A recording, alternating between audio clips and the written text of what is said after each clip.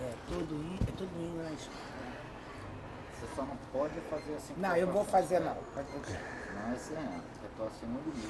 Ele está atrás de você no limite do enquadramento. Tá Não, gravando. qual é o principal? Que vai ser Que é lançado? da Edulf, é esse. Ah, Eu estou lançando juntos, saíram juntos. Esse é para uma editora de Campinas. o senhor está lançando esse também, todo indo na escola? Os dois aqui hoje. Ah, não sabia desse. Depois o senhor me fala. Esse é o da nossa editora, esse é de Campinas. Ah, esse também é trabalho adiante? Tu mesmo com as crianças. É um levantamento da implantação de Eu achava escola. bom então colocar os dois aí. Vai ficar Tá muito... aparecendo no fundo. Aí Tá tira- lá, não tá? Tá, já tá aparecendo aqui. Tava? Mas você desculpa, sabe por quê? Porque acho que era de bom tom não ficar... Não, mas tá aparecendo. Todos os dois. Tá? Tá bom. Tá beleza, né? Já tá gravando. Beleza, então tá bom. Peraí, pra começar a gravar. Uma coisa. É porque está muito no limite. Fatalmente vai dar erro. É melhor então aqui que nós temos um pouquinho mais pra frente. Não vou não. Vou fazer o possível. Mas aí sem querer, aí não seria limite demais. Tá, pode ir. Entrevista com o professor Domingos Nobre, da UF, vice-diretor da UF de Angra dos Reis, o trabalho dele com os índios Guarani na região sul fluminense. Professor, entre a escola e a casa de reza, o que quer dizer isso com o resumo do seu trabalho com os índios Guarani? Esse livro foi fruto do meu trabalho de pós-doutorado. Na verdade, ele é o meu relatório do estágio pós-doutoral que eu fiz na Unicamp, sob a orientação do professor Vilmar D'Angelis, que é um linguista e um indigenista muito conhecido. O trabalho tentou pesquisar o impacto que a chegada da luz e a chegada da escola causou nas aldeias Guaranimbá aqui no Brasil, no litoral sul. Eu tomei como referência a maior aldeia daqui do Rio de Janeiro, que é a aldeia Sapucaí, tem em torno de quase 400 moradores, e fiz uma análise comparativa com 3 aldeias muito próximas do Grande São Paulo, Jaraguá, Crucutu e Atenondeporã. Atenondeporã fica nas margens da represa Billings. O nosso objetivo foi averiguar que tipo de impacto a chegada da luz causou na infância e na cultura da infância Guaranimbá. Isso porque o Guaranimbá tem nas suas crianças uma concepção muito mística, muito religiosa. A criança é uma coisa muito sagrada para o Guaranimbá. E quando a luz chegou nas aldeias, em torno de 10 anos para cá, entra a televisão, entra o computador, entra o celular, enfim. E claro, a cultura não é estática, nem as culturas indígenas o são. As culturas estão em movimento, estão em transformação, vão se apropriando desse instrumento tecnológico e vão se modificando também. Eu queria ver essas mudanças. E a chegada da escola. Há uns 30 anos atrás, o Guaranimbá praticamente não necessitava de escola. Suas aldeias eram mais preservadas, eram mais reservadas, tinham menos aldeias. Mas de 88 para cá, depois da Constituição, houve um grande número de novas aldeias Guaranimbá surgindo no litoral. E essas aldeias ficam próximas da cidade.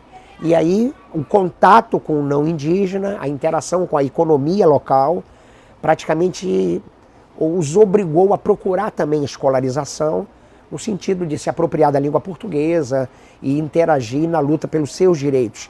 A escola passou a ser uma necessidade do contato. Só que a escola também interferiu na infância. O que ela trouxe, o que ela interferiu muito na infância? O senhor diz que a infância para os índios Guarani a infância ele não vai crescer, ele já está pronto, é isso? Eu queria que o senhor falasse isso. O Guarani concebe a criança como sendo um espírito que veio ter aqui entre nós, mas que é um espírito já de um ser completo. O Guarani não pensa que a criança é um ser que está por vir a ser. Ele é completo desde quando chega. O nome de uma criança Guarani, um Mblá pelo menos, quem nomina, quem dá o nome é o rezador, depois que a criança já está praticamente andando ou falando, e ele recebe o nome não do pai e da mãe, ele recebe o nome identificado espiritualmente pelo rezador. Então uma criança Guarani não se chama alguma coisa. Uma criança Guarani Mblá é o espírito que ali naquele corpo tem.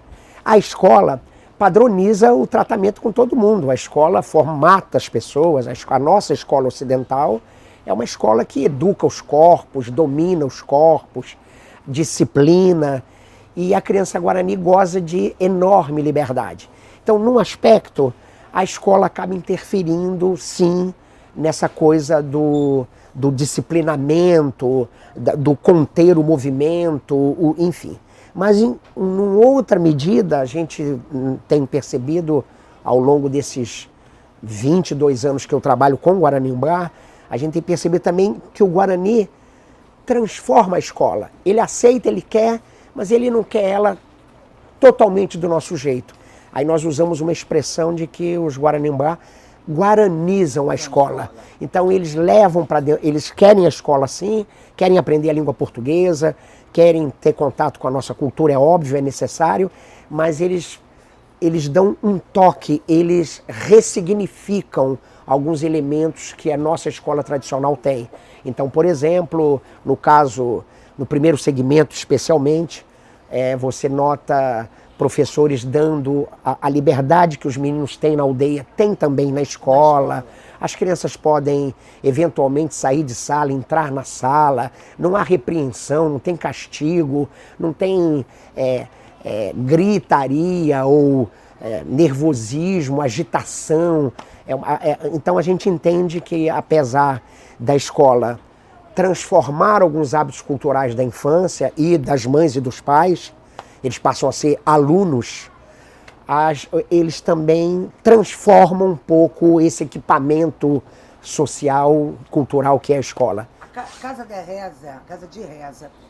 reza é o ponto diário, é o centro da aldeia. Explica pra gente o que é a casa de reza. Quase toda a aldeia Guarani Mblá, todas que eu conheço, no centro geográfico, territorial da aldeia, tem uma casa de reza. O Guarani Mblá é muito religioso, ele é muito... Há uns anos atrás, o caso do Rio de Janeiro e São Paulo, pelo menos, há 15 anos atrás, você via não tinha luz ainda, você via um movimento, uma frequência, uma procura na casa de reza diariamente. Escureceu, era hábito ir para a casa de reza, cantar, ou dançar, ou rezar, e mais tarde, quando terminam as rezas, ir para sua casa dormir. Com a chegada da luz, vem a televisão, novos hábitos culturais entram na aldeia e hoje não há mais aquela intensidade do uso da casa de reza. Mas ainda é um espaço sagrado, um espaço... eles têm sua própria religião, eles chamam o criador de Nhanderu, que na nossa tradução seria nosso pai, e eles cultuam isso ainda, se preservam ainda nisso. O Guarani Mblá ainda preserva essencialmente sua religião e preserva essencialmente sua língua. Dois vetores da cultura que são bastante fortes. Hoje a casa de reza acaba sendo usada também para reuniões importantes, para assembleias importantes. Como é um espaço grande, é um grande salão coberto. Então reuniões políticas importantes também podem ser feitas e são na casa de reza. O trabalho que a UF, Instituto de Educação de Angra dos Reis, que o senhor vice-diretor, faz, hoje qual é a população-alvo desse trabalho junto às populações indígenas da região sul do estado do Rio? Nós do IAR estamos... Uma das frentes é a formação dos professores que dão aula nas escolas da aldeia. E aí tem 2 grupos de professores, tem 2 programas de formação. Um para o Fundamental 1, que são professores só Guarani, que lecionam na língua materna, do 1º ao 5º ano, e um outro programa de formação para os professores do Fundamental 2, o que nós chamamos de segundo segmento, 6º ao 9º ano. E aí tem professores não indígenas, eles chamam de Juruá. Nós, que não somos indígenas, eles chamam de Juruá. Então tem um programa de formação para os Juruá e um programa de formação para os Guarani.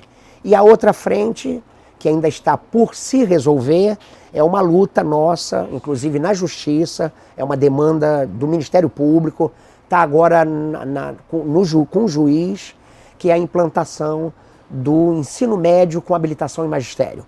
Tem uma demanda histórica reprimida, algo em torno de 35 a 40 jovens nas comunidades indígenas que estão sem cursar o ensino médio até hoje. E uma boa parte deles são esses que estão dando aula. Tem em torno de 11...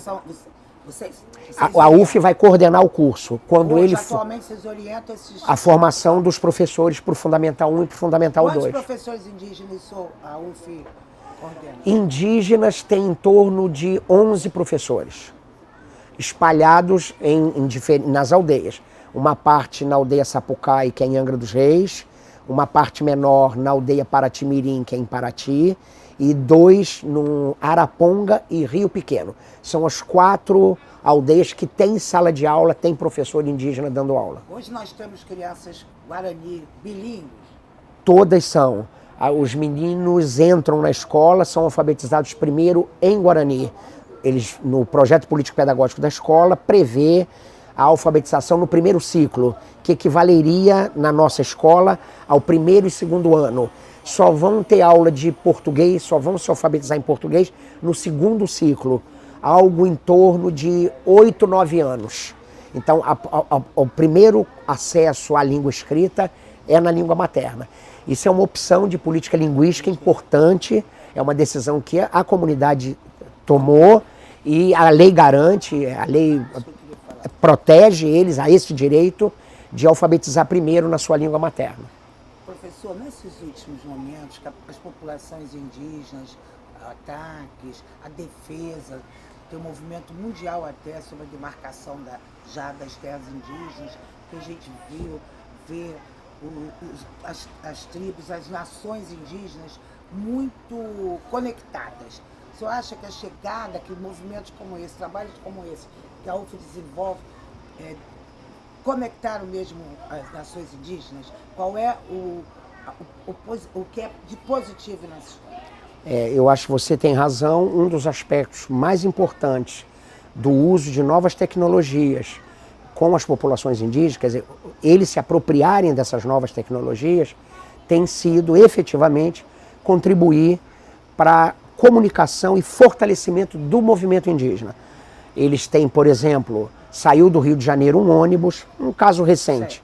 Eles conseguiram se articular na internet, buscar apoio de não indígenas e conseguiram um ônibus e foram um grupo enorme só de Guaranimbá, do Rio de Janeiro, para Brasília, no acampamento Terra Livre.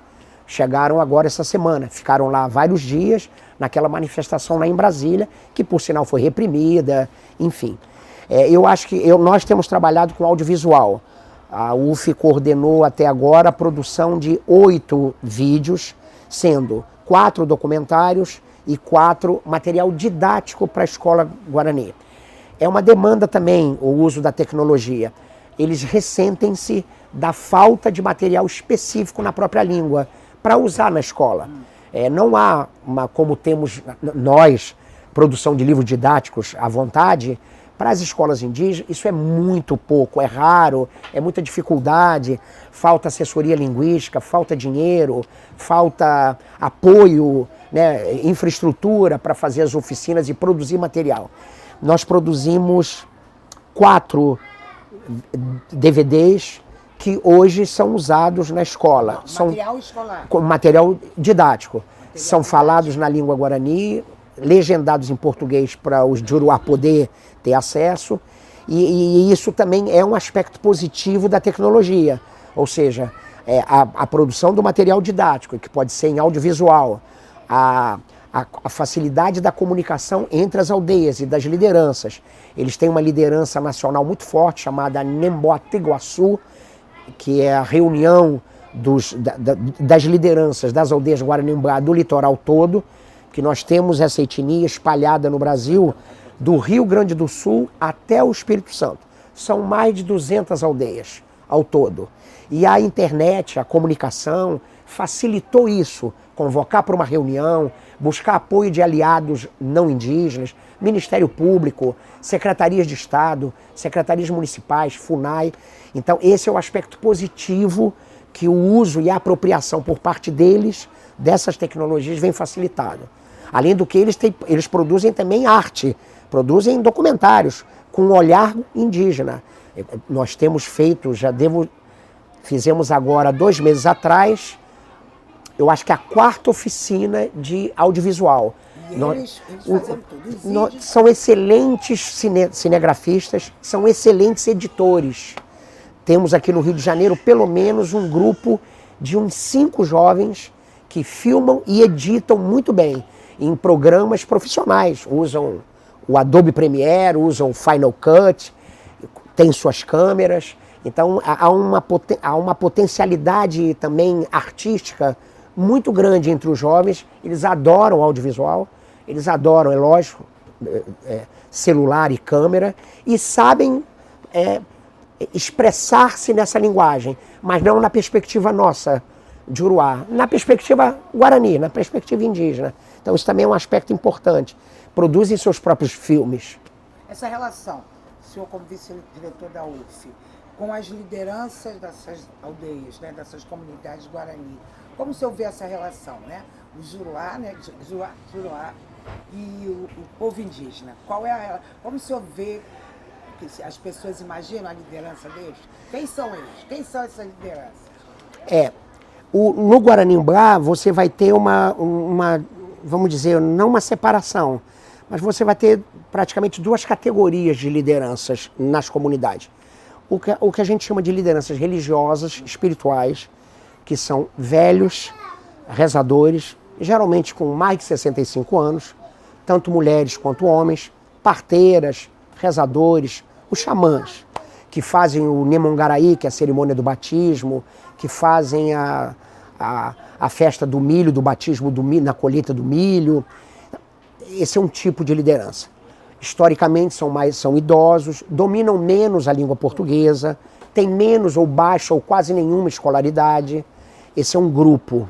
Agora, recentemente, claro, de 15 anos para cá, vem surgindo uma nova leva de jovens lideranças políticas que, sim, acessaram a escola, fizeram ensino médio, alguns fizeram graduação e hoje são caciques ou são presidentes das associações comunitárias, coordenam projetos de cultura nas aldeias e isso potencialmente tem crescido bastante. Inclusive mulheres.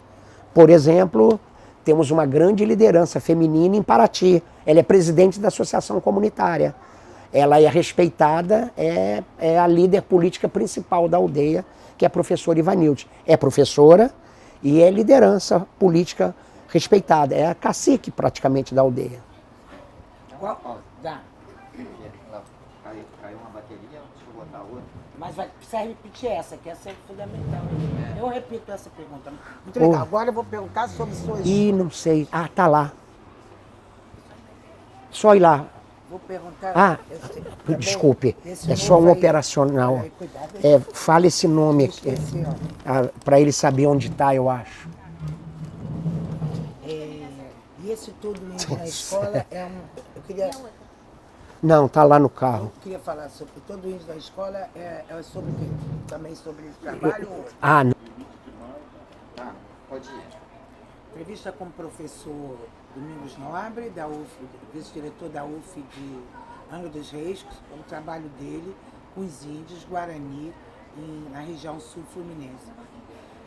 Professor, entre a escola e a casa de reza, o que quer dizer isso com o resumo do seu trabalho com os índios Guarani?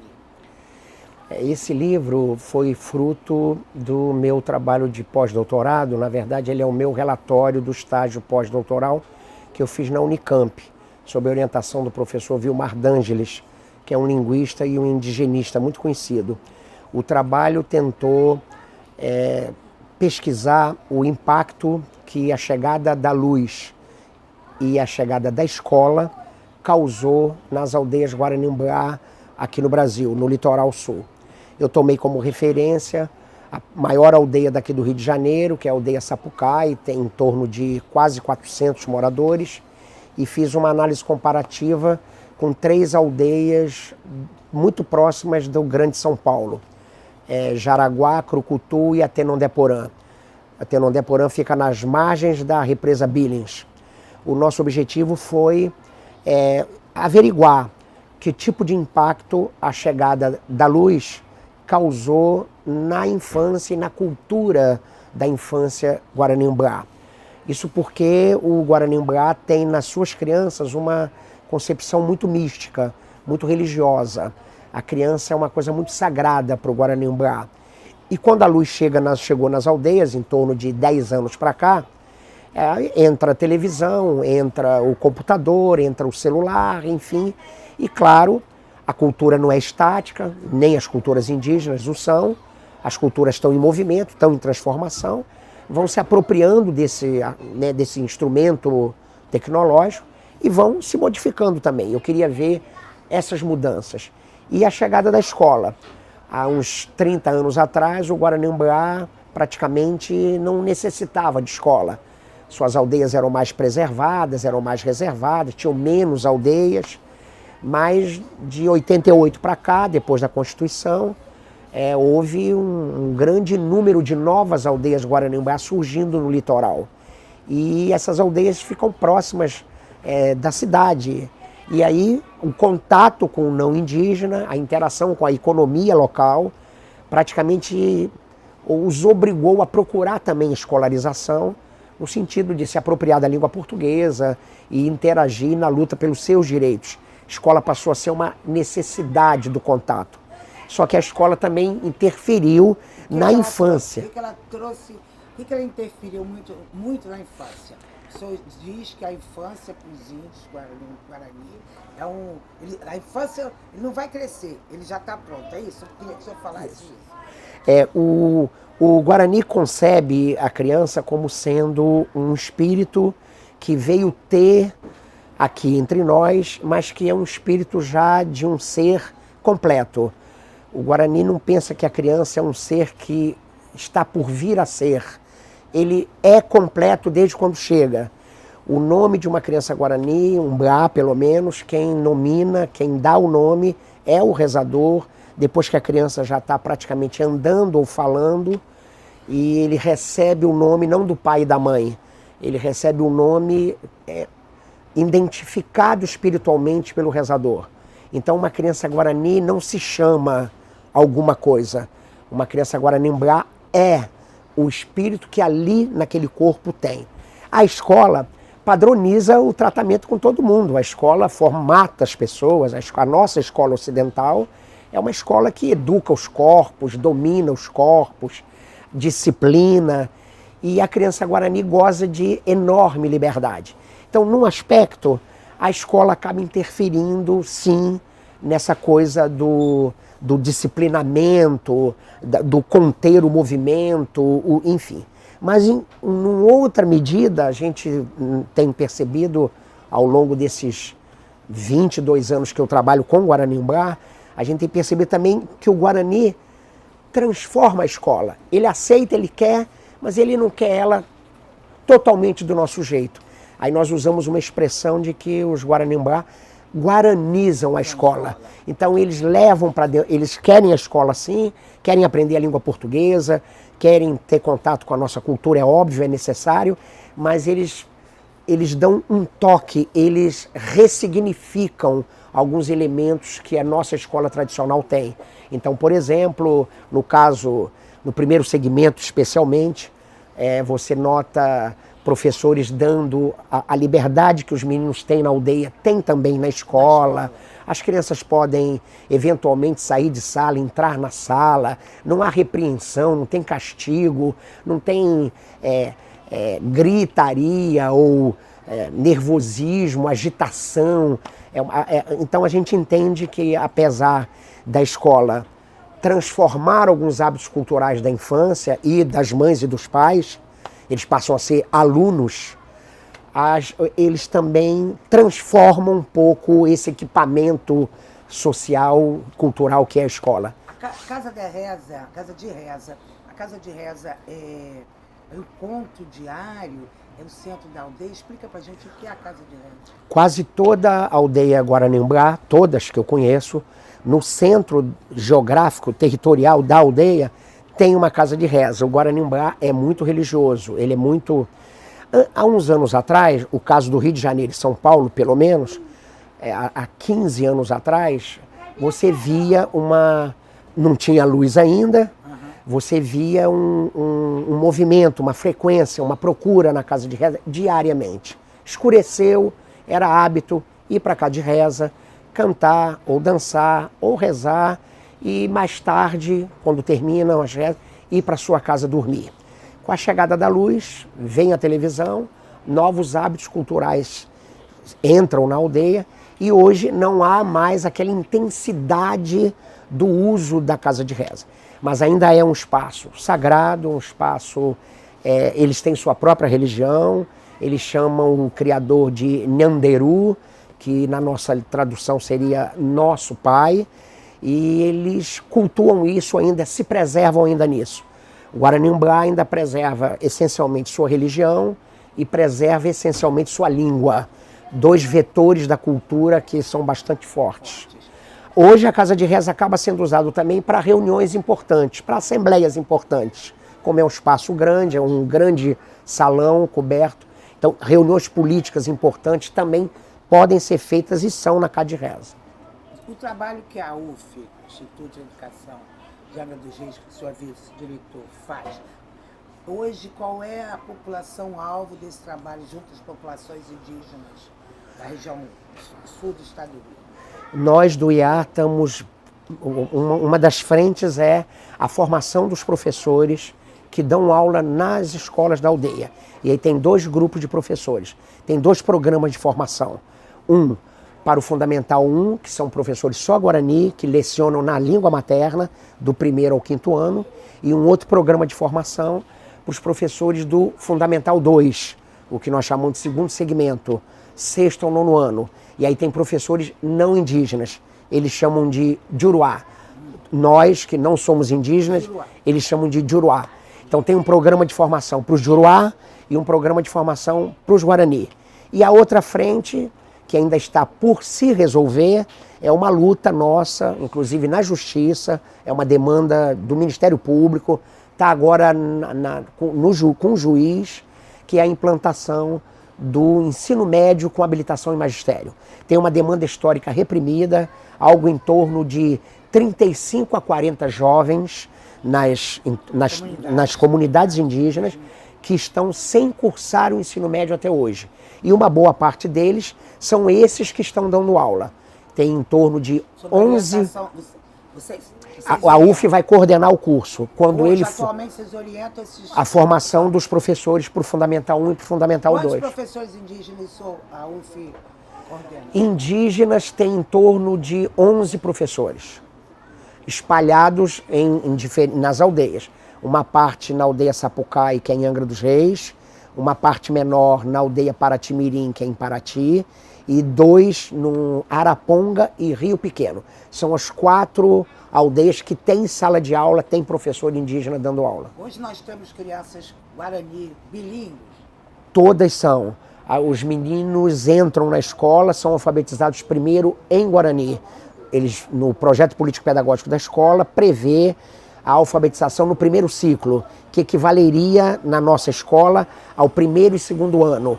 Só vão ter aula de português, só vão se alfabetizar em português no 2º ciclo, algo em torno de 8, 9 anos. Então, o primeiro acesso à língua escrita é na língua materna. Isso é uma opção de política linguística importante, é uma decisão que a comunidade tomou e a lei garante, a lei protege eles a esse direito de alfabetizar primeiro na sua língua materna. Professor, nesses últimos momentos, as populações indígenas, ataques, a defesa, tem um movimento mundial até sobre a demarcação das terras indígenas, que a gente vê as tribos, as nações indígenas muito conectadas. O senhor acha que a chegada, que movimentos como esse, trabalhos como esse, que a UF desenvolve, conectaram mesmo as nações indígenas? Qual é o que é de positivo nessa história? Eu acho que você tem razão. Um dos aspectos mais importantes do uso de novas tecnologias com as populações indígenas, quer dizer, eles se apropriarem dessas novas tecnologias, tem sido efetivamente contribuir para a comunicação e fortalecimento do movimento indígena. Eles têm, por exemplo, saiu do Rio de Janeiro um ônibus, um caso recente. Eles conseguiram se articular na internet, buscar apoio de não indígenas e conseguiram um ônibus e foram um grupo enorme só de Guaranimbá, do Rio de Janeiro, para Brasília, no acampamento Terra Livre. Chegaram agora essa semana, ficaram lá vários dias naquela manifestação lá em Brasília, que por sinal foi reprimida, enfim. Eu acho que nós temos trabalhado com audiovisual. A UF coordenou até agora a produção de 8 vídeos, sendo 4 documentários e 4 material didático para a escola Guarani. É uma demanda também o uso da tecnologia. Eles ressentem-se da falta de material específico na própria língua para usar na escola. Não há, como temos nós, produção de livros didáticos à vontade. Para as escolas indígenas, isso é muito pouco, é raro, é muita dificuldade, falta assessoria linguística, falta dinheiro, falta apoio, né, infraestrutura para fazer as oficinas e produzir material. Nós produzimos 4 DVDs que hoje são usados na escola. Material escolar. Material didático. São falados na língua guarani, legendados em português para os Juruá poder ter acesso, e isso também é um aspecto positivo da tecnologia, ou seja, a produção do material didático, que pode ser em audiovisual, a facilidade da comunicação entre as aldeias e das lideranças. Eles têm uma liderança nacional muito forte, chamada Nemboatiguaçu, que é a reunião das lideranças das aldeias Guaranimbá do litoral todo, que nós temos essa etnia espalhada no Brasil, do Rio Grande do Sul até o Espírito Santo. São mais de 200 aldeias ao todo. E a internet, a comunicação, facilitou isso. Convocar para uma reunião, buscar apoio de aliados não indígenas, Ministério Público, Secretarias de Estado, Secretarias Municipais, FUNAI. Então esse é o aspecto positivo que o uso e a apropriação por parte deles dessas tecnologias vem facilitado. Além do que eles produzem também arte, produzem documentários com um olhar indígena. Nós temos feito, fizemos agora 2 meses atrás, eu acho que a 4ª oficina de audiovisual. E eles fazem tudo. São excelentes cinegrafistas, são excelentes editores. Temos aqui no Rio de Janeiro pelo menos um grupo de uns 5 jovens que filmam e editam muito bem em programas profissionais. Usam o Adobe Premiere, usam o Final Cut, têm suas câmeras. Então há uma potencialidade também artística muito grande entre os jovens. Eles adoram audiovisual, eles adoram, é lógico, celular e câmera, e sabem expressar-se nessa linguagem, mas não na perspectiva nossa, de Juruá, na perspectiva guarani, na perspectiva indígena. Então isso também é um aspecto importante. Produzem seus próprios filmes. Essa relação, o senhor como vice-diretor da UF, com as lideranças dessas aldeias, né, dessas comunidades guarani, como o senhor vê essa relação, né? O Juruá, né, Juruá e o povo indígena. Como o senhor vê que as pessoas imaginam a liderança deles? Quem são eles? Quem são essas lideranças? No Guaranimbá você vai ter uma, vamos dizer, não uma separação, mas você vai ter praticamente 2 categorias de lideranças nas comunidades. O que a gente chama de lideranças religiosas, espirituais, que são velhos, rezadores, geralmente com mais de 65 anos, tanto mulheres quanto homens, parteiras, rezadores, os xamãs, que fazem o Nemongaraí, que é a cerimônia do batismo, que fazem a festa do milho, do batismo do milho, na colheita do milho. Esse é um tipo de liderança. Historicamente são idosos, dominam menos a língua portuguesa, têm menos ou baixa ou quase nenhuma escolaridade. Esse é um grupo. Agora, recentemente, claro, de 15 anos para cá, vem surgindo uma nova leva de jovens lideranças políticas que, sim, acessaram a escola, fizeram ensino médio, alguns fizeram graduação e hoje são caciques ou são presidentes das associações comunitárias, coordenam projetos de cultura nas aldeias e isso potencialmente tem crescido bastante. Inclusive mulheres. Por exemplo, temos uma grande liderança feminina em Paraty. Ela é presidente da associação comunitária. Ela é respeitada, é a líder política principal da aldeia, que é a professora Ivanilde. É professora e é liderança política respeitada. É a cacique praticamente da aldeia. Dá. Caiu uma bateria, deixa eu botar outra. Mas precisa repetir essa, que essa é fundamental. Eu repito essa pergunta. Muito legal. Agora eu vou perguntar sobre suas... Não sei. Ah, tá lá. Só ir lá. Vou perguntar... Desculpe. É só um operacional. Fala esse nome aqui. Para ele saber onde está, eu acho. E esse todo indo na escola eu queria... Não, tá lá no carro. Eu queria falar sobre todo indo da escola, é sobre o quê? Também sobre o trabalho? Não. Destacar dele, tem algum ponto? Eu vou repetir aquela porque é fundamental. Os pais até resolviam, mas aquela é... Tá gravando. Professor, nesses anos todos, a UF, qual é a relação, vocês, diretoria da UF, a UF como universidade pública e as lideranças das aldeias Guarani? Então, vem surgindo nos últimos anos um tipo de liderança nova, diferente das lideranças tradicionais religiosas, espirituais, que são mais velhos, rezadores, parteiras. Vem surgindo nos últimos 15, 20 anos um grupo de jovens que passaram pela escola, têm já uma relativa escolarização, portanto dominam esse arcabouço, né, do contato com a cidade, com o não índio, dominam melhor a língua portuguesa e que hoje ocupam cargos de liderança política nas comunidades. Então você tem caciques jovens, você tem presidentes das associações comunitárias indígenas, toda aldeia tem uma associação comunitária indígena, você vê jovens coordenando programas sociais, programas de cultura e inclusive mulheres. Aqui no Rio a gente tem uma liderança feminina bastante importante, a professora Ivanilde é professora na escola, mas é a principal liderança política da aldeia de Paraty-Mirim. Recentemente esteve em Brasília agora no acampamento Terra Livre e tem sido uma pessoa de expressão regional importante na organização política entre as aldeias Guaranimbá.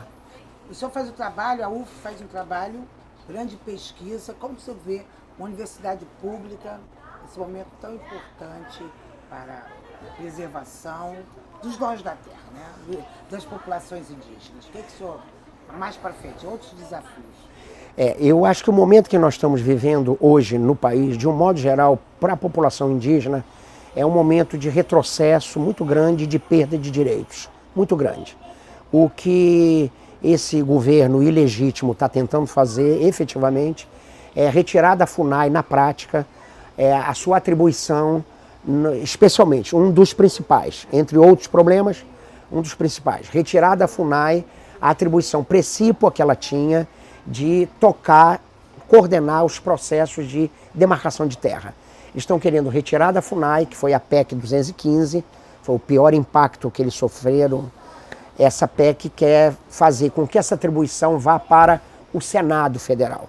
Imagina, o Senado que nós conhecemos, a Câmara de Deputados que nós conhecemos aqui, composta hegemonicamente, né, por uma bancada de latifundiários, grileiros, proprietários de grandes empreendimentos, empresários, etc., querem, é claro, barrar os processos de homologação das terras que já estão identificadas.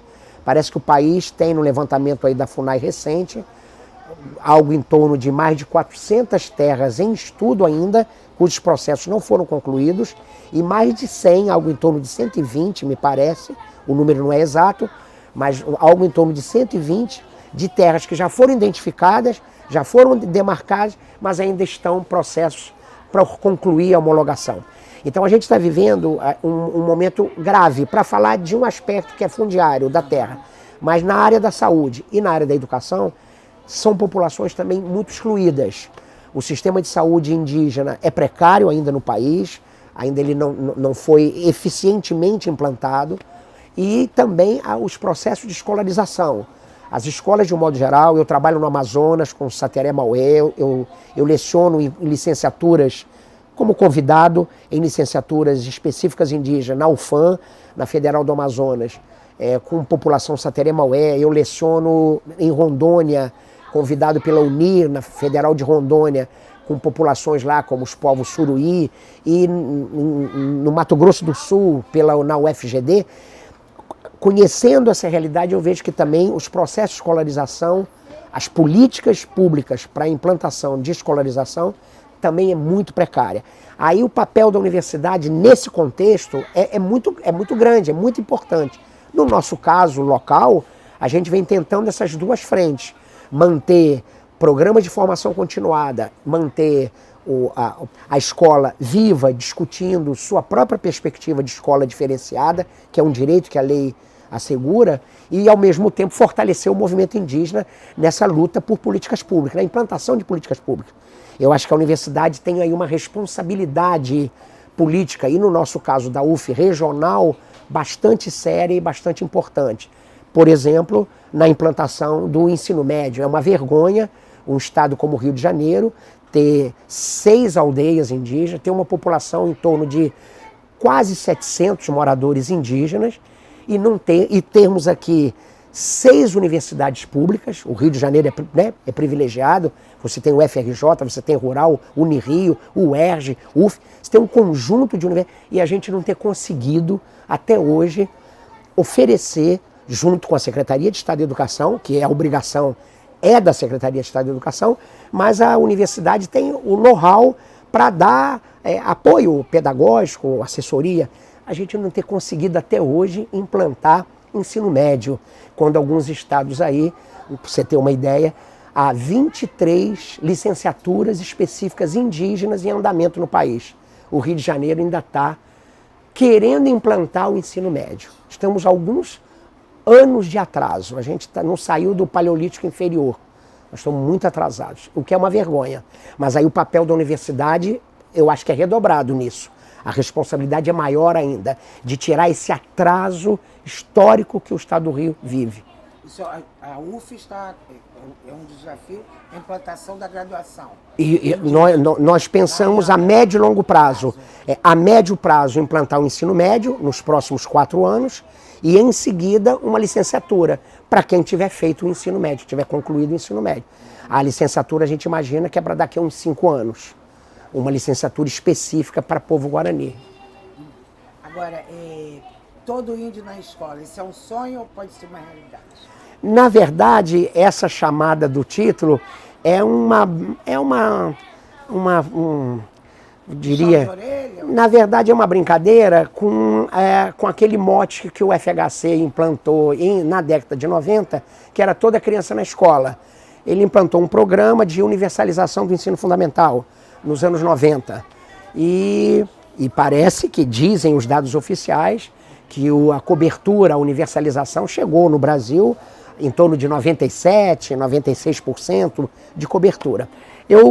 Como eu vi que nos últimos anos os processos de implantação de escola em aldeia indígena no país vinha de forma muito acelerada, resolvi pesquisar isso. Eu peguei de 99 a 2009 os artigos, as teses e dissertações que no país se publicou sobre escola indígena. Então o livro, na verdade, é um levantamento, claro, crítico, tem textos teóricos discutindo isso, mas eu peguei algo em torno de 100 e poucos textos sobre a implantação de escola, e aí no país inteiro, de 99 a 2009. E faço um balanço crítico disso. Em alguns casos, a escola foi bem implantada, foi acompanhada de discussão com a comunidade, de preparação e elaboração de projeto político-pedagógico. A escola tem a ver com os projetos de sociedade desses povos. Mas em outros casos, a escola foi implantada a toque de caixa. Tem que ter escola. constrói o prédio, contrata professor, bota lá, e aí a comunidade não está antenada, essa escola não tem lastro cultural e comunitário. E aí a escola pode, em vez de ajudar, efetivamente, a fortalecer cultura, a fortalecer identidades étnicas, a fortalecer as línguas indígenas, a escola pode levar todo mundo para a cidade e dizer que vai trabalhar na Brasfels, ou vai trabalhar, no caso nosso de Angra, levar lá para trabalhar na Verolme, no estaleiro, e nunca mais voltar para a aldeia, e enfim, não dar retorno para a sua comunidade, enfim, e buscar uma escolarização voltada apenas para mercado de trabalho. Então, não é qualquer escolarização, ao nosso ver, que interessa a qualquer comunidade indígena. UF Guarani, qual é o grande desafio do momento em poucas palavras? A UF, E o Guarani? eu acho que é conseguir que o básico das políticas públicas em educação escolar indígena sejam atendidas. Convocação do Conselho Estadual de Educação Escolar Indígena, foi criado, mas não foi instalado até hoje, a UF tem assento nesse conselho. A criação da categoria professor indígena, que não existe até hoje, e não tendo essa categoria, não tem concurso público, o Estado está se fugindo de ter concurso público, e a implantação do ensino médio. Então, na área da educação, acho que isso seria as nossas prioridades a médio prazo. Só rapidamente, que até para eu também. Quem é o povo Guarani? É um povo encantador. Eu acabei conhecendo-os em 94 e comecei a trabalhar com eles em 95. É um povo que sabe lidar com o silêncio, é um povo que tem uma concepção de infância muito bonita. Eles têm muita coisa a nos ensinar em relação às suas relações com a natureza, ao como viver sem depredar meio ambiente. Eles têm, pedagogicamente, eles estão muito mais avançados do que nós quando educam seus filhos. Muito mais, estão alguns anos à nossa frente em relação à criação da criança. Eles têm uma concepção de infância maravilhosa, religiosa, espiritual, sagrada, muito bonita. E é um povo que é tranquilo, muito bem-humorado. O Guarani gosta muito de rir, o Guarani gosta de estar bem, de estar feliz. Ele luta por estar feliz. E ele também tem uma característica bem legal, que é da mobilidade territorial. O Guarani gosta de visitar seus parentes, de casar-se na outra aldeia, namorar na outra aldeia. E há um trânsito, um fluxo pessoal muito grande entre eles. Isso é muito bonito. Assim, eu acho que a gente ainda tem muito que aprender com eles. Agora isso aqui, gente, fazer umas imagens dele com um livro, assim, uns livros, né? Foi bom, gostei. Agora eu vou escrever meus contatos. Ah, tá. Eu vou mandar, eu vou deixar lá na tua sala. É fundamental esse Eu tenho cópia dos 4 didáticos, eu tenho. E fotos, tá? Você manda por Tá. e-mail pra mim? Faz aí que eu vou só... Mas assim, Ele olhando os 2 livros, né? folheando, Folheando, eu vou botar a máquina na mão, porque aí é legal fazer na mão.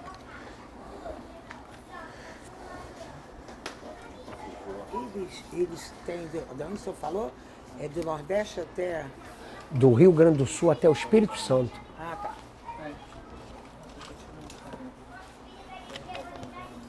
Se quer destacar dele, tem algum ponto? queria repetir, né? Eu vou repetir aquela porque é fundamental. Você pode até resumir, mas aquela é... Tá gravando.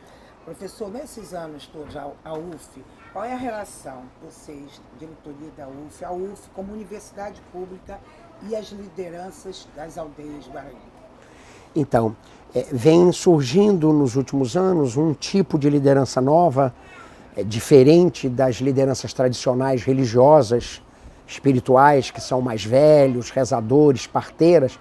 Vem surgindo nos últimos 15, 20 anos um grupo de jovens que passaram pela escola, têm já uma relativa escolarização, portanto dominam esse arcabouço, né, do contato com a cidade, com o não índio, dominam melhor a língua portuguesa e que hoje ocupam cargos de liderança política nas comunidades.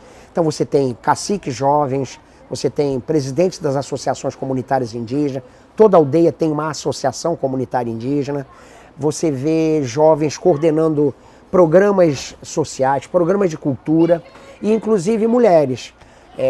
Aqui no Rio a gente tem uma liderança feminina bastante importante, a professora Ivanildes é professora na escola, mas é a principal liderança política da aldeia de Paraty-Mirim. Recentemente esteve em Brasília agora no acampamento Terra Livre e tem sido uma pessoa de expressão regional importante na organização política entre as aldeias Guaranimbá. O senhor faz o trabalho, a UF faz um trabalho, grande pesquisa. Como você vê uma universidade pública nesse momento tão importante para a preservação dos dons da terra, né? Das populações indígenas? O que o senhor, mais para frente, outros desafios? Eu acho que o momento que nós estamos vivendo hoje no país, de um modo geral, para a população indígena, é um momento de retrocesso muito grande, de perda de direitos, muito grande. O que esse governo ilegítimo está tentando fazer, efetivamente, é retirar da FUNAI, na prática, a sua atribuição, especialmente, um dos principais, entre outros problemas, um dos principais, retirar da FUNAI a atribuição precípua que ela tinha de tocar, coordenar os processos de demarcação de terra. Estão querendo retirar da FUNAI, que foi a PEC 215, foi o pior impacto que eles sofreram. Essa PEC quer fazer com que essa atribuição vá para o Senado Federal. Imagina, o Senado que nós conhecemos, a Câmara de Deputados que nós conhecemos aqui, composta hegemonicamente, né, por uma bancada de latifundiários, grileiros, proprietários de grandes empreendimentos, empresários, etc., querem, é claro, barrar os processos de homologação das terras que já estão identificadas. Parece que o país tem, no levantamento aí da FUNAI recente, algo em torno de mais de 400 terras em estudo ainda, cujos processos não foram concluídos, e mais de 100, algo em torno de 120, me parece, o número não é exato, mas algo em torno de 120 de terras que já foram identificadas, já foram demarcadas, mas ainda estão em processos para concluir a homologação. Então a gente está vivendo um momento grave para falar de um aspecto que é fundiário da terra, mas na área da saúde e na área da educação são populações também muito excluídas. O sistema de saúde indígena é precário ainda no país, ainda ele não foi eficientemente implantado, e também os processos de escolarização. As escolas, de um modo geral, eu trabalho no Amazonas com o Sateré Maué, eu leciono em licenciaturas como convidado em licenciaturas específicas indígenas na UFAM, na Federal do Amazonas, com população Sateré Maué. Eu leciono em Rondônia, convidado pela UNIR, na Federal de Rondônia, com populações lá como os povos Suruí, e no Mato Grosso do Sul, na UFGD. Conhecendo essa realidade, eu vejo que também os processos de escolarização, as políticas públicas para a implantação de escolarização também é muito precária. Aí o papel da universidade nesse contexto é muito grande, é muito importante. No nosso caso local, a gente vem tentando essas duas frentes, manter programas de formação continuada, manter a escola viva, discutindo sua própria perspectiva de escola diferenciada, que é um direito que a lei assegura, e ao mesmo tempo fortalecer o movimento indígena nessa luta por políticas públicas, na implantação de políticas públicas. Eu acho que a universidade tem aí uma responsabilidade política, e no nosso caso da UF regional, bastante séria e bastante importante. Por exemplo, na implantação do ensino médio. É uma vergonha um estado como o Rio de Janeiro ter 6 aldeias indígenas, ter uma população em torno de quase 700 moradores indígenas, e termos aqui 6 universidades públicas. O Rio de Janeiro é privilegiado, você tem o FRJ, você tem Rural, Unirio, o UERJ, UF, você tem um conjunto de universidades, e a gente não ter conseguido, até hoje, oferecer, junto com a Secretaria de Estado de Educação, que a obrigação é da Secretaria de Estado de Educação, mas a universidade tem o know-how para dar apoio pedagógico, assessoria. A gente não ter conseguido até hoje implantar ensino médio, quando alguns estados aí, para você ter uma ideia, há 23 licenciaturas específicas indígenas em andamento no país. O Rio de Janeiro ainda está querendo implantar o ensino médio. Estamos alguns anos de atraso. A gente não saiu do Paleolítico Inferior. Nós estamos muito atrasados, o que é uma vergonha. Mas aí o papel da universidade, eu acho que é redobrado nisso. A responsabilidade é maior ainda, de tirar esse atraso histórico que o Estado do Rio vive. Isso, a UF é um desafio, a implantação da graduação. E nós pensamos a médio e longo prazo. A médio prazo, implantar o ensino médio nos próximos 4 anos e, em seguida, uma licenciatura para quem tiver feito o ensino médio, tiver concluído o ensino médio. A licenciatura a gente imagina que é para daqui a uns 5 anos. Uma licenciatura específica para povo guarani. Agora, todo índio na escola, isso é um sonho ou pode ser uma realidade? Na verdade, essa chamada do título diria, na verdade é uma brincadeira com aquele mote que o FHC implantou na década de 90, que era toda criança na escola. Ele implantou um programa de universalização do ensino fundamental nos anos 90. E parece que dizem os dados oficiais que a cobertura, a universalização chegou no Brasil em torno de 97%, 96% de cobertura. Como eu vi que nos últimos anos os processos de implantação de escola em aldeia indígena no país vinha de forma muito acelerada, resolvi pesquisar isso. Eu peguei de 99 a 2009 os artigos, as teses e dissertações que no país se publicou sobre escola indígena. Então o livro, na verdade, é um levantamento, claro, crítico, tem textos teóricos discutindo isso, mas eu peguei algo em torno de 100 e poucos textos sobre a implantação de escola, e aí no país inteiro, de 99 a 2009. E faço um balanço crítico disso. Em alguns casos, a escola foi bem implantada, foi acompanhada de discussão com a comunidade, de preparação e elaboração de projeto político-pedagógico. A escola tem a ver com os projetos de sociedade desses povos. Mas em outros casos, a escola foi implantada a toque de caixa. Tem que ter escola. Constrói o prédio, contrata professor, bota lá, e aí a comunidade não está antenada. Essa escola não tem lastro cultural e comunitário. E aí a escola pode, em vez de ajudar, efetivamente, a fortalecer cultura, a fortalecer identidades étnicas, a fortalecer as línguas indígenas, a escola pode levar todo mundo para a cidade e dizer que vai trabalhar na Brasfels, ou vai trabalhar, no caso nosso de Angra, levar lá para trabalhar na Verolme, no estaleiro, e nunca mais voltar para a aldeia, e enfim, não dar retorno para a sua comunidade, enfim, e buscar uma escolarização voltada apenas para mercado de trabalho. Então, não é qualquer escolarização, ao nosso ver, que interessa a qualquer comunidade indígena. UF Guarani, qual é o grande desafio do momento, em poucas palavras? A UF? E o Guarani? Eu acho que é conseguir que o básico das políticas públicas em educação escolar indígena sejam atendidas. Convocação do Conselho Estadual de Educação Escolar Indígena, foi criado, mas não foi instalado até hoje. A UF tem assento nesse conselho. A criação da categoria professor indígena, que não existe até hoje, e não tendo essa categoria, não tem concurso público, o Estado está se fugindo de ter concurso público, e a implantação do ensino médio. Então, na área da educação, acho que isso seria as nossas prioridades a médio prazo. Só rapidamente, que até para eu também. Quem é o povo Guarani? É um povo encantador.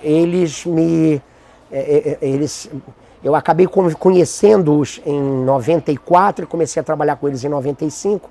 É um povo que sabe lidar com o silêncio, é um povo que tem uma concepção de infância muito bonita.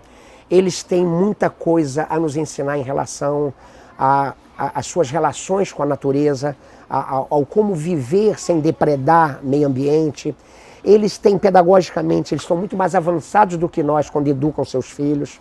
Muito mais, estão alguns anos à nossa frente em relação à criação da criança. Eles têm uma concepção de infância maravilhosa, religiosa, espiritual, sagrada, muito bonita.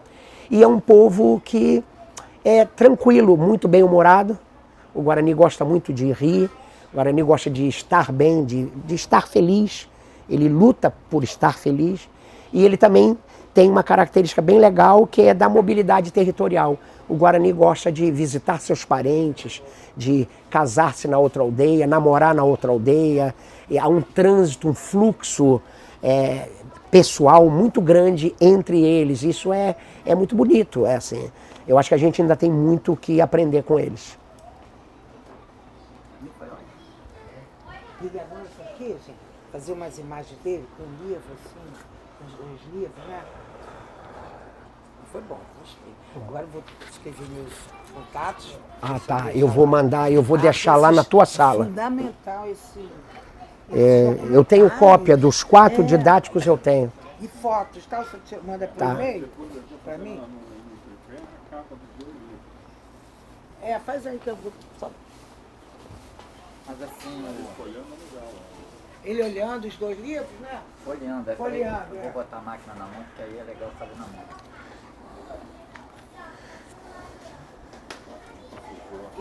Eles têm, de onde o senhor falou? É do Nordeste até. Do Rio Grande do Sul até o Espírito Santo.